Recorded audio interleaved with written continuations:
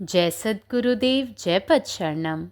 मेरे सद्गुरु की वाणी परम संत महात्मा यशपाल जी महाराज का प्रवृत्ति में निवृत्ति गृहस्थ धर्म के लिए श्रीमद् भगवद गीता का गीता सुधा भाष्य अध्याय 2 श्लोक 57। यह सर्वत्रानभिस्नेहस्तत्प्राप्य शुभाशुभं नाभिनन्दति न द्वेष्टि तस्य प्रज्ञा प्रतिष्ठिता। जो पुरुष सर्वत्र स्नेह रहित हुआ किसी भी शुभ या अशुभ वस्तु को प्राप्त होकर न प्रसन्न होता है और न द्वेष करता है, उसकी बुद्धि स्थिर है। वह सदा लोगों के साथ समान व्यवहार करता है। जिस प्रकार सूर्य अपना प्रकाश देते समय इस बात का विचार नहीं करता कि यह अच्छा आदमी है, इसे प्रकाश दो, यह बुरा आदमी है, इसे अंधेरे में रखो, उसी प्रकार उसकी समवृत्ति भी सदा भेद रहित रहती है। गिरह उजाड़ एक सम लेखों, भाव मिटावों दूजा। कोई अच्छी वस्तु प्राप्त होने पर भी जो मारे आनंद के पागल नहीं हो जाता, और कोई बुरी बात होने पर भी जो दुख के फेर में नहीं पड़ता, जो हर्ष और शोक दोनों से रहित और आत्मज्ञान के आनंद से ओतप्रोत भरा रहता है। हे अर्जुन, उसी को स्थित प्रज्ञ समझना चाहिए। ऐसे स्थिर बुद्धि पुरुष की वाणी भी हर्ष और विषाद के विकार से सर्वथा शून्य होती है। वह किसी भी अनुकूल वस्तु या प्राणी की हर्ष गर्भित स्तुति नहीं करता और अत्यंत प्रतिकूल वस्तु या प्राणी के साथ संयोग होने पर भी उसके अंतःकरण में किंचित मात्र भी क्षोभ उत्पन्न नहीं होता और उसकी द्वेषपूर्ण निंदा नहीं करता। अर्जुन ने फिर आश्चर्यचकित होकर भगवान से पूछा, क्या वाणी के चातुर्य से स्थित प्रज्ञ की पहचान हो सकती है? प्रभु बड़े बड़े दंभी प्रवक्ता ओरेटर्स बड़ी विद्वता और पांडित्य झाड़ते हैं, पर उनके आचरण अत्यंत स्वार्थपूर्ण। वेशभूषा महान त्यागियों की, पर अंदर से मन और इंद्रियों के गुलाम, विलासपूर्ण। कैसे हो पहचान वास्तविक स्थित प्रज्ञ की?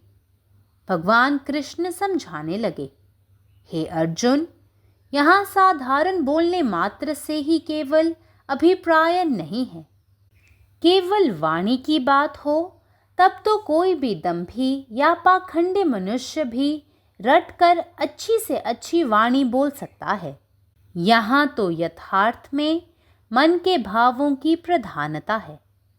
ऊपर कथित आचरण करने वाले स्थित प्रज्ञ के मानसिक भावों से प्रेरित जो वाणी होती है, उसका प्रभाव अमिट होता है।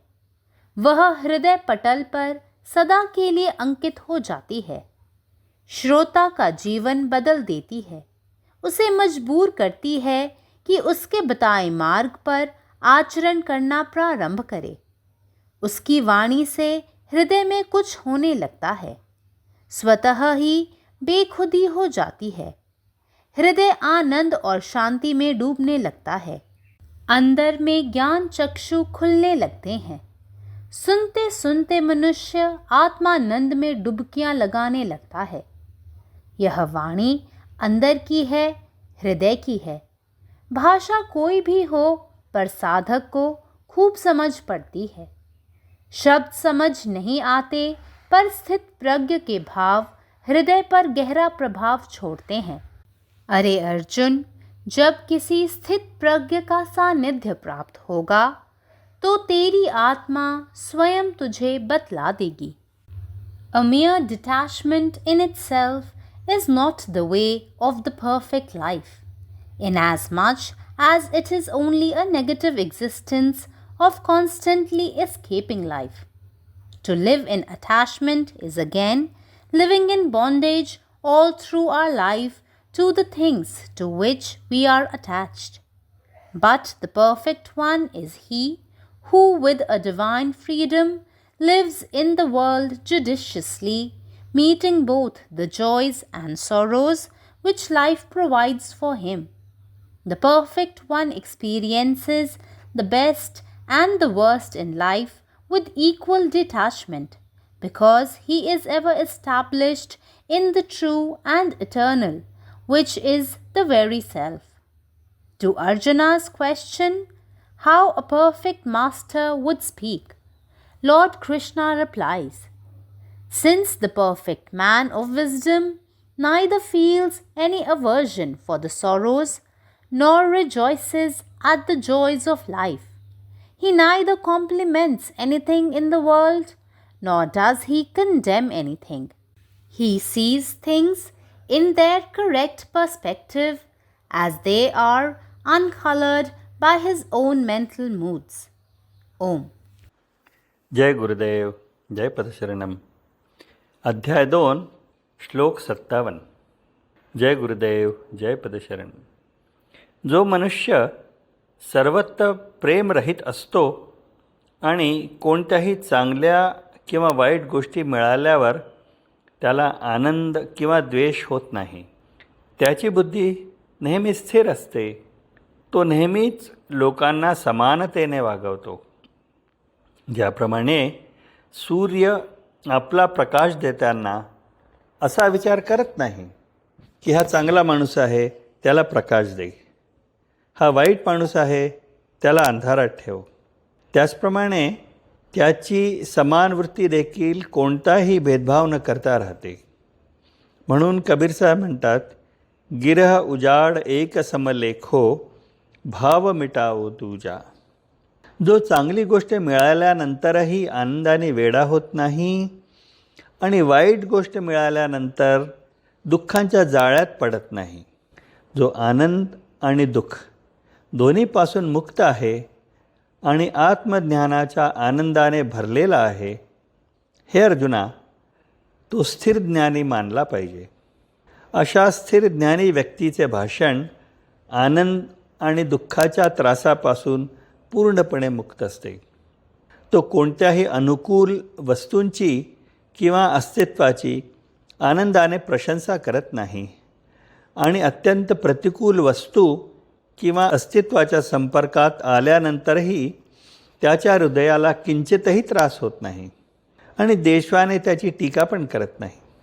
मग अर्जुनाने पुन्हा आश्चर्याने भगवंतांना विचारले, स्थिर ज्ञानी व्यक्तीला बोलण्याच्या पद्धतीवरून ओळखता येते का?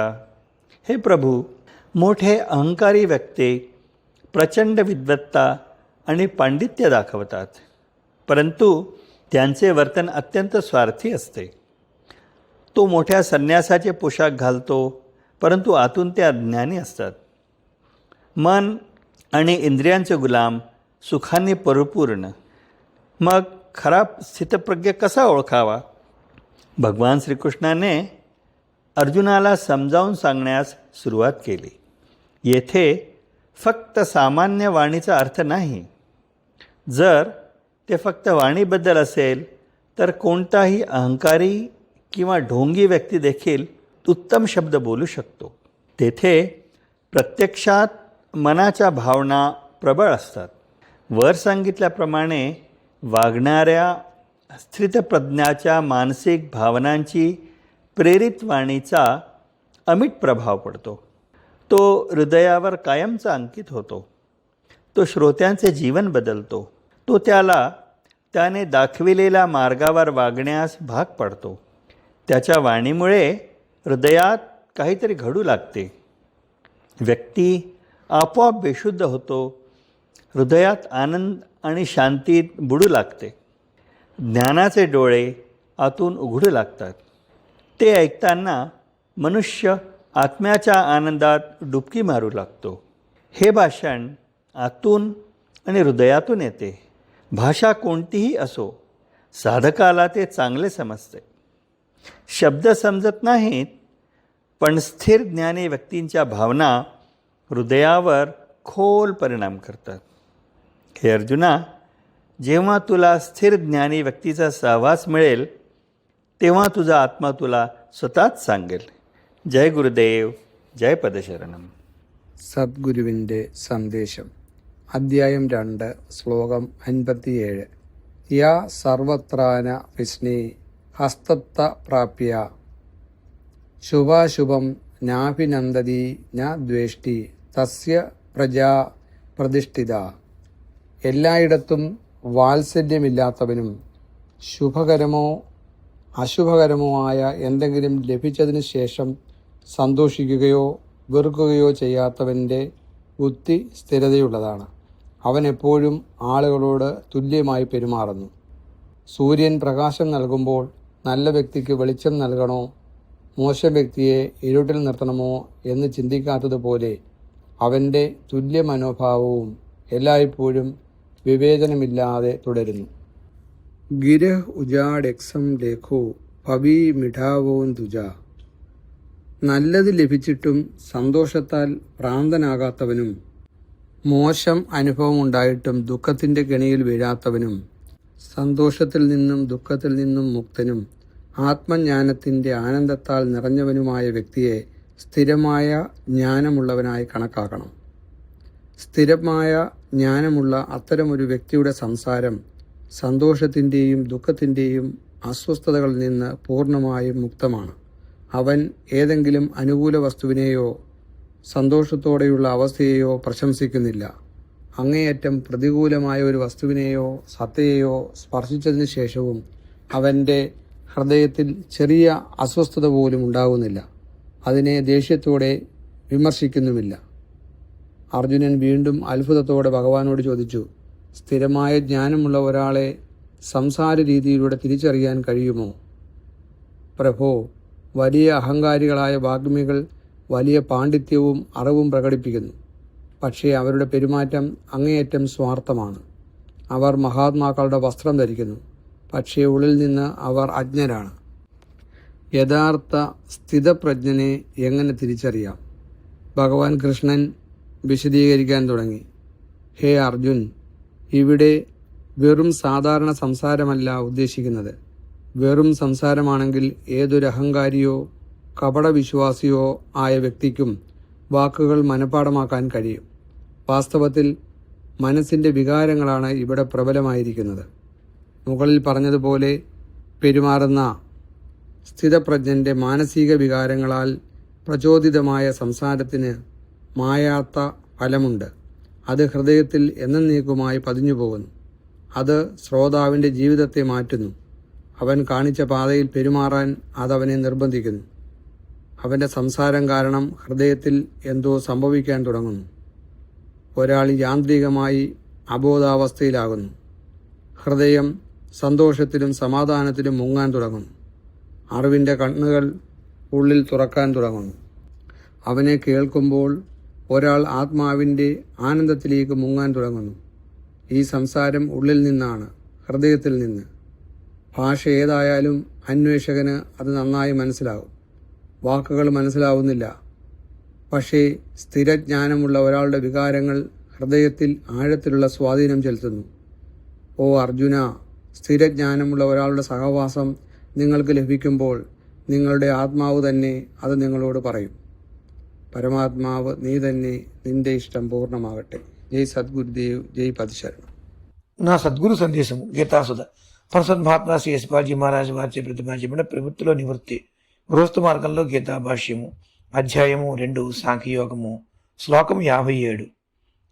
సర్వత్రా నభిస్నేహ తత్తత్ప్రాశ్య శుభాశుభం నాభినందతి నద్వేష్టి తస్య ప్రజ్ఞ ప్రతిష్ఠిత. ఏ పురుషుడు సర్వత్రా స్నేహరహితుడై ఉంటాడో, ఏ శుభాశుభ వస్తువులు లభించినా కూడా ఆనందించక ద్వేషించక ఉంటాడో అటువంటి వ్యక్తి యొక్క బుద్ధి స్థిరమైంది. అతడు అందరితోనూ సమానంగా వ్యవహరిస్తూ ఉంటాడు. ఏ ప్రకారంగా సూర్యుడు తన ప్రకాశం ఇచ్చే సమయంలో ఇతడు మంచివాడు, ఇతనికి మంచి ప్రకాశం ఇవ్వాలి, ఇతను చెడ్డవాడు, ఇతను చీకట్లో ఉంచాలి అని ఆలోచించడో, అదేవిధంగా జ్ఞాని అయిన వాని సమవృత్తి కూడా భేదరహితమే ఉంటుంది. గిర ఉజాడ్ ఏకసం లేకో భావ్ మిటావో దూజా. ఎవరైతే ఏదైనా మంచి వస్తువు లభించినప్పుడు అధికమైన ఆనందంతో పిచ్చివాడు కాడో, అలాగే ఏదైనా చెడు జరిగినప్పుడు కూడా దుఃఖంలో చిక్కుకుపోడో, అలాగే హర్షశోకములు రెండూ లేనివాడై ఆత్మజ్ఞానం యొక్క ఆనందంలో మునిగి ఉంటాడో, ఓ అర్జున, అతన్నే స్థితప్రజ్ఞుని అర్థం చేసుకో. అటువంటి స్థిరబుద్ధి గల పురుషుని యొక్క వాక్కు కూడా హర్ష విషాదములు వికారముల నుండి సర్వదా శూన్యమే ఉంటుంది. అతడు ఏ అనుకూల వస్తువు లేదా ప్రాణిని కూడా సంతోషంతో స్తుతించడు. అదేవిధంగా అత్యంత ప్రతికూల వస్తువు లేదా ప్రాణులను కలిసినప్పుడు కూడా అతని అంతఃకరణలో కించన్ మాత్రం కూడా క్షోభ జనించదు. వారిని ద్వేషంతో నిందించడు. అర్జునుడు మరలా ఆశ్చర్యచకితుడై శ్రీకృష్ణ భగవాన్ ఇలా అడుగుతున్నాడు, ప్రభు, మాటల చాతుర్యంతో స్థితప్రజ్ఞను గుర్తించవచ్చా? గొప్ప గొప్ప ధార్మిక వక్తలు అంటే ఆరేటర్స్ గొప్ప గొప్ప విద్వత్తును పాండిత్యమును ప్రదర్శిస్తూ ఉంటారు. కానీ వారి ఆచరణ స్వార్థపూర్వకమై ఉంటుంది. వేషభూషణంతోనూ సహా త్యాగులుగా కనపడుతూ ఉంటారు. కానీ లోపల మనసు మరియు ఇంద్రియములకు బానిసలు, విలాసపూర్ణులు. మరి నిజమైన స్థితప్రజ్ఞను ఎలా గుర్తించాలి? శ్రీకృష్ణ భగవానుడు ఈ విధంగా అర్థం గావిస్తున్నాడు. హే అర్జున, ఇక్కడ అభిప్రాయం కేవలం సాధారణంగా మాట్లాడడం ఒకటే కాదు. కేవలం మాటల విషయమైతే ఎవరైనా డాంబికుడు లేదా మోసగాడు కూడా గ్రంథాలను వెల్లివేసి మంచి మంచి మాటలు మాట్లాడగలడు. నిజానికి ఇక్కడ మనసు యొక్క భావం ప్రధానం. పై చెప్పబడిన విధంగా ఆచరించే స్థితప్రజ్ఞుని మానసిక భావములతో ప్రేరేపించబడిన మాటలు ఏవైతే ఉన్నవో వాటి ప్రభావం నశించదు. అవి హృదయపట్లంపై శాశ్వతంగా ముద్రపడిపోతాయి. స్వాత యొక్క జీవితం మారిపోతుంది. అతనిచే చెప్పబడిన ప్రకృతిని అనుసరించి ఆ మార్గంపై పయనించేలా ప్రోద్బలం కలుగుతుంది. అతని మాటచే అతని హృదయంలో ఏదో జరగడం ప్రారంభిస్తుంది.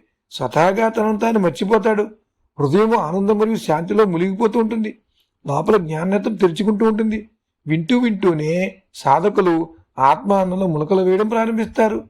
ఈ వాణి అంతరంగం నుండి వచ్చినది, హృదయానిది. భాష ఏదైనా కానీ సాధకునికి బాగా అర్థమవుతుంది. మాటలు అర్థం కావు, కానీ స్థితప్రజ్ఞుని భావము హృదయంపై గాఢమైన ప్రభావాన్ని విడిచిపెడుతుంది. ఓ అర్జున, ఎప్పుడైనా స్థితప్రజ్ఞ సాన్నిధ్యం లభించినట్లయితే స్వయంగా నీ ఆత్మే నీకు చెబుతుంది, అతడు స్థితప్రజ్ఞుడని. పరమాత్మ, నీవే ఉన్నావు, నీ ఇష్టమే నెరవేరాలి. జై సద్గురుదేవ్, జై ప్రసరణం. यः सर्वत्रानभिस्नेहस्त तत्प्राप्य शुभाशुभं नाभिनन्दति न द्वेष्टि तस्य प्रज्ञा प्रतिष्ठिता. जे मनुष्य सब ठाम स्नेह रहित रहिक शुभ अशुभ वस्तु केर प्राप्ति पर नित प्रसन्न होइत अछि, निर्द्वेष राखैत अछि, ओकरे बुद्धि अस्थिर मानल जाइत अछि. ओ सदा लोक सबसँ एक रंग के व्यवहार करैत अछि. जाहि प्रकार सूर्य अपन प्रकाश दैत काल ई विचार नहीं करैत अछि जे ई नीक व्यक्ति अछि, एकरा प्रकाश देबाक चाही, आ ई खराब आदमी अछि, एकरा अन्हार में छोड़ि देबाक चाही, तहिना ओहि मनुष्यक व्यवहार सदिखन निष्पक्ष रहैत अछि. गिरह उजाड़ एक सम लेखों, भाव मिटाओ दूजा. कोनो उत्तम वस्तु प्राप्त भेला पर जे मनुष्य आनंद सँ बताह नहीं भ जाइत अछि, आ कोनो अशुभ घटना घटला पर जे दुखक फेर में नहीं ओझराइत अछि, जे हर्ष आ शोक दुनू सँ रहित आ आत्मज्ञानक आनंद सँ भरल रहैत अछि, हे अर्जुन, ओकरे स्थित प्रज्ञ बुझबाक चाही.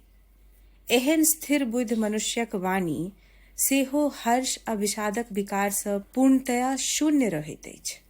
ओ कोनो अनुकूल वस्तु वा प्राणी केर हर्ष गर्भित स्तुति नहीं करैत अछि, आ अत्यंत प्रतिकूल वस्तु वा प्राणी सँ संजोग भेला पर ओकर अंतःकरण में कनिको क्षोभ उत्पन्न नहीं होइत अछि, आ ओ डाह सँ भरल निंदा नहीं करैत अछि. अर्जुन फेर आश्चर्यचकित भ क भगवान सँ पूछलखिन कि वाणी के आचरण सँ स्थित प्रज्ञ के चिन्हल जा सकैत अछि. प्रभु, बड़ दम्भी वक्ता सब अपन विद्वता आ पांडित्य के प्रदर्शन करैत छथि, मुदा हुनकर आचरण अत्यंत स्वार्थपूर्ण रहैत अछि. वेशभूषा पहिरल ओढ़ल महान त्यागी के, मुदा भीतर सँ मौन आ इंद्रिय के गुलाम, भोग विलास सँ भरल. एहन स्थिति में वास्तविक स्थित प्रज्ञ के केना चिन्हल जाय? भगवान श्री कृष्ण अर्जुन के बुझाबऽ लगला, हे अर्जुन, एतऽ साधारण के माने बोलबा मात्र से नहीं अछि। केवल वाणी पर तऽ कोनो दम्भी व पाखंडी मनुष्य सेहो रटि कऽ सुन्दर वचन कहि सकैत अछि, मुदा एतऽ तऽ मोनक भाव प्रधान अछि। बताओल गेल आचरण करऽ वाला स्थित प्रज्ञ के जे वाणी होइत अछि ओ मौन के भाव से प्रेरित होइत अछि आ ओकर प्रभाव अमिट होइत अछि। ओ वाणी सुनऽ वाला के हृदय पटल पर सदा लेल छपि जाइत अछि, सुनऽ वाला के जीवन बदलि दैत अछि। ओ सुननिहार के बाध्य करैत अछि जे ओ ओकर बताओल मार्ग पर चलब आरंभ करय। एहन वाणी सुनि कऽ हृदय में स्वतः परिवर्तन होमय लागैत अछि। मौन आनंद आ शांति में डूबल रहैत अछि। भीतर ज्ञान चक्षु खूजऽ लागैत अछि। सुनैत सुनैत मनुष्य आत्मानंद में डुबकी लगाबऽ लागैत अछि। ई वाणी हृदयक वाणी अछि। भाषा कोनो हुए, मुदा साधक बुझिए जाइत अछि। शब्द भने नहीं बुझना जाइछ, मुदा स्थित प्रज्ञ के भाव हृदय पर गहींर छाप छोड़ि दैत अछि। हे अर्जुन, अहाँ के जखन कोनो स्थित प्रज्ञ के सानिध्य प्राप्त हैत तऽ अहाँक आत्मा अपने कहि देत। अखिल भारतीय संत मत सत्संग, पंजीकृत दिल्ली, मुख्यालय B20 CC colony, Rana Pratap Bagh के सामने, दिल्ली। सत्संग आश्रम संत यश रूप तपोभूमि परिसर, अनंगपुर, जिला फरीदाबाद, हरियाणा।